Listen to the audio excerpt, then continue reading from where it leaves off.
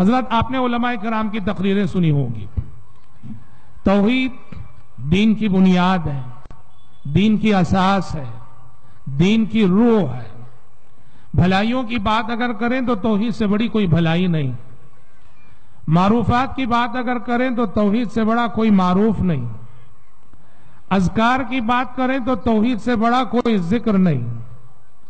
موسیٰ علیہ السلام نے اللہ تبارک و تعالیٰ سے درخواست کی، کہا کہ پروردگارا مجھے کوئی ایسا ذکر سکھائیے، مجھے کوئی ایسا کلمہ سکھائیے، کوئی ایسا ذکر سکھائیے جس کے ذریعے سے میں آپ کو یاد کر سکوں اور آپ کا ذکر کر سکوں. موسیٰ علیہ اللہ تعالیٰ نے کہا کہ موسیٰ لا الہ الا اللہ پڑھا کرو.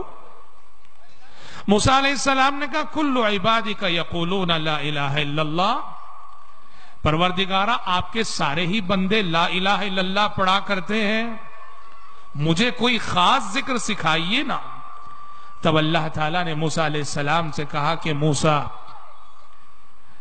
اگر ساتوں زمینیں ساتوں آسمان ترازو کے ایک پلڑے میں رکھ دیے جائیں اور کلمہ توحید لا الہ الا اللہ کو ترازو کے دوسرے پلڑے میں رکھ دیا جائے تو کلمہ توحید لا الہ الا اللہ والا پلڑا بھاری ہو جائے گا، وزنی ہو جائے گا.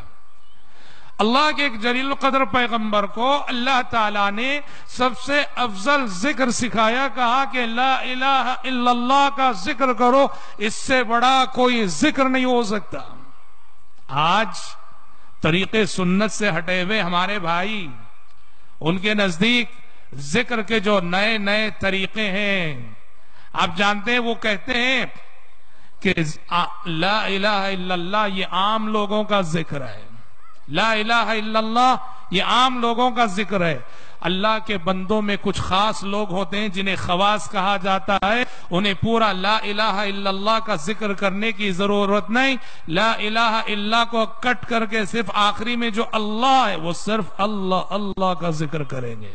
اچھا، خواص میں بھی کچھ اخص الخواص ہوتے ہیں، خواص میں بھی کچھ خاص ترین لوگ ہوتے ہیں، ان کو پورے لفظ اللہ کا بھی ذکر کرنے کی ضرورت نہیں، بس لفظ اللہ کے آخر میں جو ہو بچا ہوا ہے نا وہ ہو کا ذکر کریں گے. آپ معاشرے میں دیکھیں گے کچھ لوگ ہیں جو ذکر کرتے ہوئے اللہ اللہ کی ضربیں لگاتے ہیں، کچھ لوگ ہیں ذکر کرتے ہوئے صرف ہو کی ضربیں لگاتے ہیں. تصور یہ ہے کہ ہو یہ سب سے اعلیٰ انسانوں کا ذکر ہے اور اللہ اللہ یہ کچھ خواص کا ذکر ہے، اور لا الہ الا اللہ یہ عام لوگوں کا ذکر ہے. یہ کون ہے؟ یہ جلیل القدر پیغمبر ہیں، حضرت موسیٰ علیہ السلام ہیں. نبوت اور رسالت کے فہرست اگر آپ دیکھیں گے تیسرے یا چوتھے نمبر پہ ان کا نام آتا ہے، فضیلت کے اعتبار سے، درجے کے اعتبار سے. اور اس پیغمبر سے اللہ نے کہا کہ لا الہ الا اللہ کا ذکر کرو. تو میرے بھائی یاد رکھو، کلمہ توحید کا یہ وزن ہے اس کائنات میں کہ اللہ اکبر. پیارے نبی صلی اللہ علیہ وسلم فرماتے ہیں یہ کائنات کا یہ سارا نظام اللہ نے استوار کیا اسی کلمے کی بنیاد پر.